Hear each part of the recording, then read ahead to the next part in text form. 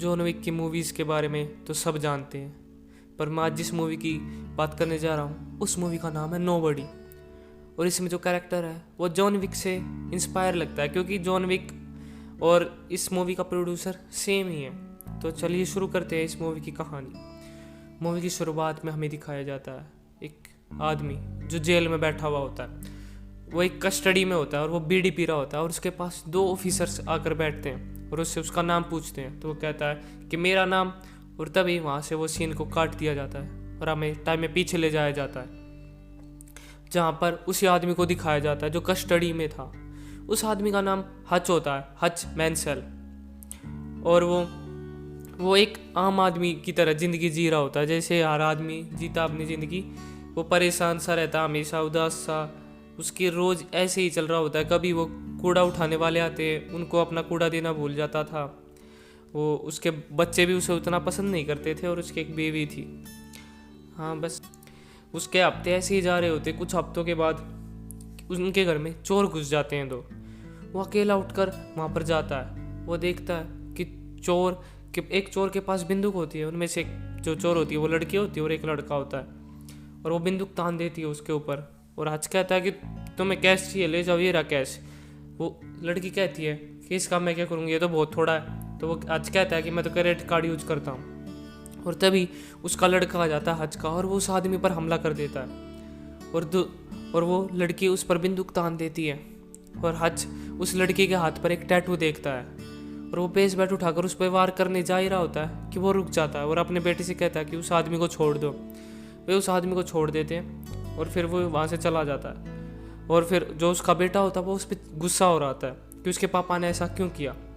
और जो पुलिस वाले होते हैं वो भी उस आदमी का मजाक बनाते हैं हज का, कि मेरी फैमिली होती है ना तो मैं उसे पूरी तरह से पीटता। और जो उसके पड़ोसी होते हैं वे उसके मजे लेते रहते हैं कि तुम्हारे बस की तो कुछ नहीं है। और वो एक पड़ोसी होता है उसे पूरी तरह से चिढ़ाता है कि अगर मेरे घर में घुस जाते तो मैं उन्हें मज़ा आता, उन्हें बहुत बुरी तरह से पीटता। और वो अपनी गाड़ी भी दिखाता है उसका पड़ोसी उसे कि देखो मैंने एक बहुत महंगी गाड़ी है, ये मेरे पिताजी की थी, इसमें V8 इंजन है, बहुत तेज़ी से 100 की स्पीड को ये क्रॉस करती है। फिर उसके बाद वो परेशान होता है, वो बिल्कुल दुखी होता है, वो उसका कुछ मन करने का नहीं होता। तो वो अपने ऑफिस में जाता है जहाँ पर वो काम करता था। और जहाँ पर काम करता था वो स्टील फैक्ट्री होती है वैसे, जहाँ पर जो उसके वाइफ के फादर की थी, उसके वाइफ के फादर की थी, और उसका भाई भी होता है उसकी वाइफ का, जो हज को एक बंदूक देता है। कहता है कि इस गन को अपने पास रखो, कि मेरी बहन की सुरक्षा अब तुम्हारे हाथ में ही है, उसे अच्छी तरह से प्रोटेक्ट करो। और वो थोड़ा रख लेता है उस बंदूक को, अपने फ्रिज में रख देता है, ऑफिस के फ्रिज में उस बंदूक को रख देता है। फिर उसके बाद वो घर पर आता है। घर पर आकर लेट जाता है। उसकी बीवी उससे खुश तो होती नहीं। वो सुबह सुबह खाना बनाता है तो उससे उसके बच्चे मजाक बना रहे होते हैं, तो उसका बड़ा बेटा उसका मजाक बनाता रहता है कि आपने उस पर हमला नहीं करा। जो अंकल है वो तो बहुत अच्छे हैं, वो तो उन्हें पीट देते हुए एक आर्मी में मैन भी लगते हैं। फिर रात हो जाती है। वो अपनी बीवी के पास से उठकर नीचे आ जाता है सोफे पे सोने, और उसकी छोटी बेटी भी आ जाती है, उसके ऊपर सो जाती है। और उसकी छोटी बेटी कहती है कि पापा हम एक बिल्ली को रखना चाहिए। और उसका पापा कहता है कि ज़रूर, हम एक बिल्ली को ज़रूर रखेंगे। और फिर वो अगली रात जब वापस घर आता है तो उसकी बेटी कहती है कि पापा मैंने उसमें वो मेरे बिल्ली का ब्रेसलेट भी चोरी हो चुका है। उसने अपनी बिल्ली के लिए एक ब्रेसलेट बनाया था जो चोरी हो गया था। जो हच होता है वो जाता है उन लोगों को ढूंढने जिन्होंने वो उनके घर में चोरी करी थी। वो टैटू वालों के पास जाता है कि ऐसा टैटू किसने बनवाया, मैं इनकी तलाश कर रहा हूँ। वो कई दुकानों पर जाता है, पर एक दुकान पर जब पहुँचता है तो वे उसे पकड़ लेते हैं कि इस टैटू वाले के बारे में क्या करोगे तुम जानकर। उसे पकड़ने की कोशिश करते हैं, और उनमें से एक बूढ़ा आदमी तभी हज के हाथ पर एक टैटू देखता है, कार्ड ताश के पत्ते बने हुए होते हैं, और वो डर जाता है और वहाँ से भाग जाता है। और जो और लोग होते हैं जो उसे पकड़ रहे हैं वे भी डर जाते हैं, और वो उसे इन्फॉर्मेशन दे देता है टैटू वाला। वो उस घर में जाता है और उस आदमी पर हमला करता है, और उसके भी पर बंदूक तानता है और कहता है कि वो बिल्ली का वो कहाँ है, बिल्ली का पट्टा कहाँ है। और तभी वो एक बच्चे की रोने की आवाज़ सुनता है। वो जाकर देखता है, और वो ये देखकर दुखी हो जाता है कि मैंने एक घर में घुसकर हमला करा जहाँ पर एक छोटा सा बच्चा है। वो दुखी हो जाता है इस चीज़ से कि मैंने बहुत गलत करा। वो बाहर निकल जाता है और दीवार पर जाकर मुक्के मारने लगता है।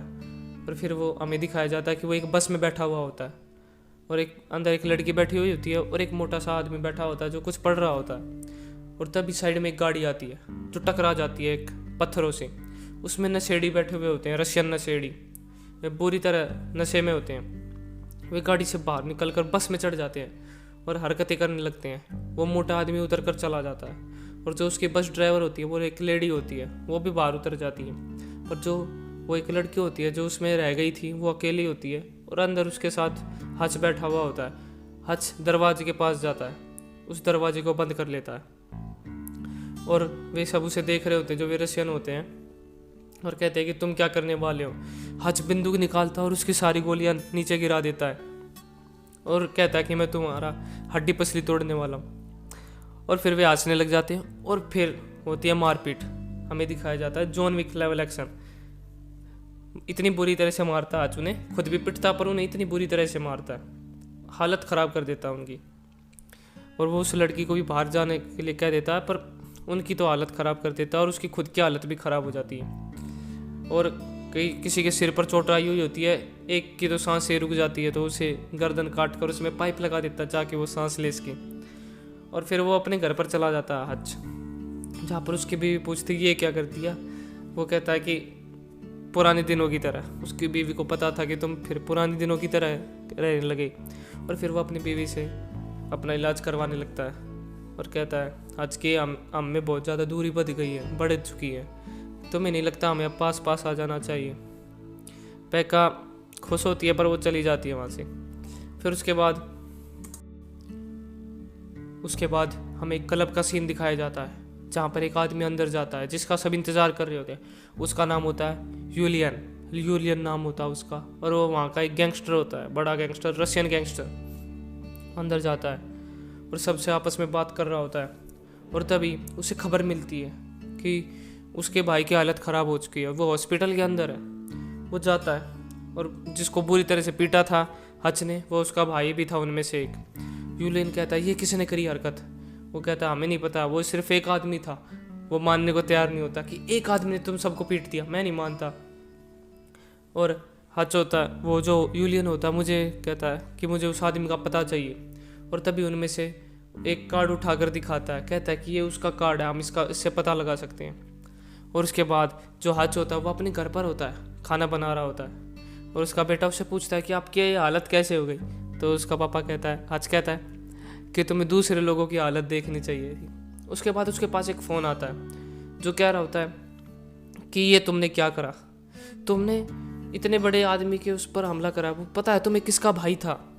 और तुम जाओ और बार्बर की दुकान पर जाओ और जहाँ पर वो फ़ोन रख देता है। वो बार्बर की दुकान पर नहीं जाता, वो फ़ोन रख देता है। उसके बाद वो अपने पिताजी के घर पर जाता है जहाँ उसके पिताजी कहते हैं कि फिर से शुरू कर दिया। उसके पिताजी कहते हैं हाँ, तो उसके पिताजी कहते हैं तो अच्छे से करना। और उसके बाद हमें दूसरी तरफ दिखाया जाता है उस कार्ड पर रिसर्च चल रही होती है पर उस कार्ड से वो पता नहीं लगा पा रहे होते कि ये है कौन। पर उससे सिर्फ उन्हें ये पता लगता है कि जो आज के पिताजी हैं वो एक हॉस्पिटल के अंदर है, पर उसकी इन्फॉर्मेशन पता नहीं चल रही थी कि कौन है। और जो उसके फादर होते हैं वो एक FBI के एजेंट होते हैं। तो जो उनकी एक हैकर होती है, मतलब जो यूलियन के लिए एक लड़की होती है जो काम करती है कंप्यूटर का इन्फॉर्मेशन निकालने वाला, वो FBI के एजेंट के पास ब्लैकमेल करके उसके पास कुछ फ़ोटोज़ भेजती है, उसकी अश्लील फ़ोटो भेजती है उसकी कुछ, कि तुम मुझे क्या तो इन्फॉर्मेशन दे दो ना, नहीं तो मैं तुम्हारी ये सारी फ़ोटोज़ लीक कर दूंगी। और जो दूसरा FBI एजेंट होता है वो उसकी सारी इन्फॉर्मेशन भेज देता है उसके फादर की, जहाँ उसे पता लगता है कि हच मैंसल उसका बेटा है उस FBI एजेंट का। और वो लड़की डर जाती है उसका फ़ोटो देखकर और वो यूलियन के पास जाकर उन फ़ोटोज़ को फेंक देती है, कहती है कि मैं तुम्हारी ये नौकरी छोड़ रही हूँ, मैं जा रही हूँ। और यूलियन कहता है कि ओहो ये है क्या, और कहता है कि मुझे ये जिंदा चाहिए। और दूसरी तरफ जो हच होता है वो अपने घर पर खुशी होता है और इटली जाने का प्लान बना रहा होता है अपनी फैमिली के साथ। तभी वो खिड़की के बाहर देखता है तो कुछ गाड़ियाँ आ रही होती हैं वो तुरंत चौकन्ना हो जाता है और अपनी फैमिली से कहता है कि जाओ जल्दी बेसमेंट में छुप जाओ। और वो बेसमेंट को बंद कर देता है। अंदर कुछ आदमी आते हैं और उनमें आपस में अच्छी लड़ाई होती है। हर तरफ खून खराबा होता है। वो बुरी तरह से पीटता है उनको और खुद को उसको बहुत चोट लगती है और उसके ज़्यादातर लोग मारे जाते हैं जो उसने भेजे थे यूलियन ने। और तभी उसकी गर्दन पर करंट लगा देता है पीछे से आकर उसका एक साथी और उसे डिग्गी में घेर कर ले जाते हैं। गाड़ी की डिग्गी में घेर कर उसे बांध कर ले जाते हैं और फिर वो उसका होश आ जाता है डिग्गी के अंदर। वो एक सिलेंडर होता है जो उसका आग बुझाने वाला एग्जीब्यूशर जिसे कहते हैं, उससे चालू कर देता है और गाड़ी में धुआं हो जाता है पूरी में और गाड़ी टकरा जाती है। वो डिग्गी के अंदर होता है और वो डिग्गी से बाहर निकलता है। उनमें से सिर्फ एक आदमी जिंदा होता है। वो उससे अपनी कहानी सुनाता है कि तुम एक ब्लैक रशियन हो। मैं बहुत साल पहले मैं इनके लिए काम करता था। मैं वो आदमी था जिसे सब कुछ ख़त्म करने के लिए भेजा जाता था और तभी वो आदमी मर जाता जो ब्लैक रशियन होता था। और वो कहता है कि अच्छा गया ये तो। और फिर वो अपने घर पर जाता है। घर पर जाकर पहले वो नहाता है, अपनी फैमिली को बेसमेंट से निकालता है। उसकी छोटी बेटी होती है, उसकी आँख पर अपना हाथ रख लेता है ताकि वो इतना खून खराबा जो करा है उसने ना देखे। उसके बाद वो गराज में जाते हैं। वो अपनी जो बेबी बेटी और जो अपना बेटा होता है उसे गाड़ी में बैठा कर भेज देता है। उनसे कहता है कि तुम एक सेफ जगह में जाओ। और उसके बाद जो हच होता है वो अपने घर में जाता है और जो वो होता है जो उसने लोगों को मारा था बुरी तरह से उन्हें सोफे पर बिठाता है। उनमें से एक जिंदा होता है और उन्हें अपनी कहानी सुना रहा होता है कि मैं पहले बहुत बड़ा गैंगस्टर था, मैं इन लोगों के लिए काम करता था, मैं वो आदमी था जिसे कोई देखना नहीं चाहता था, मैं सबको मार देता था। पर एक दिन जब मैं एक आदमी को मार रहा था तो मैंने उसे मारने से पहले उसकी बातें सुनी और मैंने उसे जाने दिया। और एक साल बाद मैं उस पर निगाह रख रहा था कि ये कुछ वापस वैसा काम तो नहीं कर रहा। पर मैंने उसे तब देखा तो उसकी एक फैमिली थी, वो एक अच्छी खासी ज़िंदगी जी रहा था और उसे देखकर मुझे जलन हो रही थी। इसलिए मैंने भी वो अपना गैंगस्टर वाला काम क्विट कर दिया, जिसे वो पसंद नहीं करा पर मैंने क्विट कर दिया ताकि मैं एक फैमिली में रह सकूँ एक अच्छी तरह। पर वे इतने सुन रहे होते, वे मर जाते हैं जो वे बैठे हुए होते हैं। और फिर वो अपने घर में आग लगा देता है ताकि सारा सबूत मिट सके। वो घर में आग लगा देता है और जो उसका पड़ोसी होता है वो जो उसे चिढ़ा रहा था अपनी गाड़ी को लेकर, उसकी गाड़ी लेकर वो भाग जाता है और जाता है अपने जो उसकी बीवी के फादर का ऑफिस होता है जहाँ पर वो काम करता है। वो एक बहुत बड़ा स्टील का गराज होता है, वहाँ जाता है और उसको खरीद लेता है। उसके बाद बहुत सारी सोने की ब्रिक्स होती है, उनसे वो खरीद लेता है।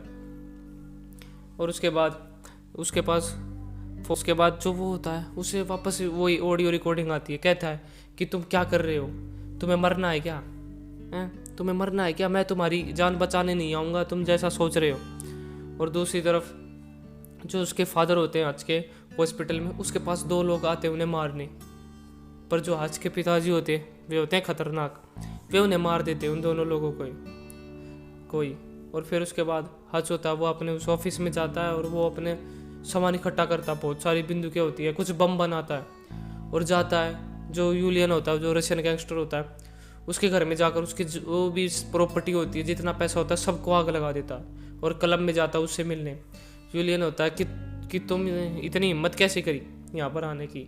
आज के पास बम होता है, वो उस बम को दिखा देता है, डर जाते हैं सारे और वो अपने गुंडों को भेज देता है वहाँ से कि मैं अकेले में बात करूँगा। हच कहता है कि मैं इस मामले को ख़त्म करना चाहता हूँ, तुम अपनी जगह पर हो, मैं अपनी जगह पर रहूँ, हम दोनों रिबिल्ड कर सकते हैं। यूलियन कहता है रिबिल्ड से तुम्हारा क्या मतलब है। कहता है कि मैंने तुम्हारी सारी प्रॉपर्टी जला दी है, सारा पैसा। यूलियन आग बबूला हो जाता पर वो कुछ कर नहीं पाता, वो वहाँ से निकल जाता आज। और जब वो निकल जाता है गाड़ी में बैठ जाता है तब यूलियन के लोग उस पर हमला कर देते हैं। एक अच्छी कार चेज दिखाई जाती है हमें जहाँ पर गोलियाँ चल रही होती है, एक्सीडेंट हो रहे होते हैं और वो अपने ऑफिस में पहुँच जाता है, जहाँ पर वो पहुँचते ही उसके ऊपर गोलीबारी शुरू कर देते हैं यूलियन के लोग और उसके हाथ में एक गोली लग जाती है। और तभी वहाँ पर एक ब्लैक मैन होता है जिसका नाम हैरी होता है, वो वहाँ से स्नाइपर से शॉट मारता और उसके लोगों को मारने लगता है यूलियन के। और दूसरी तरफ से उसके पिताजी आ जाते हैं हच के, जिनके पास एक शॉट गन होती है और वो उन्हें उड़ा देते हैं उनके लोगों को यूलियन के। और हच भी अंदर चला जाता है और फिर होता है खून खराबा जॉन विक लेवल का। आपस में एक दूसरे को मार देते हैं उनके लोगों को, यूलियन को। उनके पास बहुत सारी बंदूकें होती हैं और हैरी को भी एक गोली लग जाती है हाथ में और वह सबको इतनी बुरी तरह से मारते हैं। उसने कई जगह पर बम सेट किए हुए होते हैं। और फिर तभी जो होता है यूलियन होता है वो अकेला बचता है, वो भी जख्मी होता है और उसके पास एक AK-47 होती है, वो गोलियां चलाने लगता है उनके ऊपर। और तभी जो हच और जो हैरी होता है और उसके जो पिताजी होते हैं हच के, उनकी गोलियां ख़त्म हो जाती है। तो हच होता है वो एक बुलेट प्रूफ गिलास उठाता है, उस पर एक बम लगाता है जो उसके पास था, दूसरी तरफ उसके बम लगाता है और उसकी तरफ भागता है यूलियन की तरफ। वो गोलियां चला रहा होता है और उस वो बम को खींच देता है, बम फट जाता है, यूलियन मारा जाता है और हच होता है वो दूर जाकर गिरता है, पर वो जिंदा होता है। और उसके बाद जो हच होता है और हैरी होता है और उसके पिताजी होते हैं वे हंसने लग जाते हैं। और उसके बाद जो हच होता है हमें दिखाया जाता है 3 महीने बाद कि अब क्या है। वो एक घर को देखने जा रहा होता है अपनी बीवी के साथ उससे खरीदने, तभी एक फ़ोन आता है और वो थोड़ा कहता है कि हाँ मैं ठीक हूँ, और कहता है कि हमें इस घर के अंदर बेसमेंट मिलेगी। और फिर उसके बाद हमें दिखाया जाता है उसके पिताजी जो गाड़ी में हैरी के साथ होते हैं, और जो उसके पिताजी हैरी से कह रहे होते हैं कि हम फ्लाइट से नहीं जा सकते क्या, हम उड़कर नहीं जा सकते एरोप्लेन में। तो जो हैरी होता है पीछे मुड़कर देखता है और कहता है कि इस सामान के साथ तो हम नहीं जा सकते, और उनकी पूरी गाड़ियों में असला भरा हुआ होता है बिंदु की बिंदु। और फिर मूवी यहीं पर ख़त्म हो जाती है।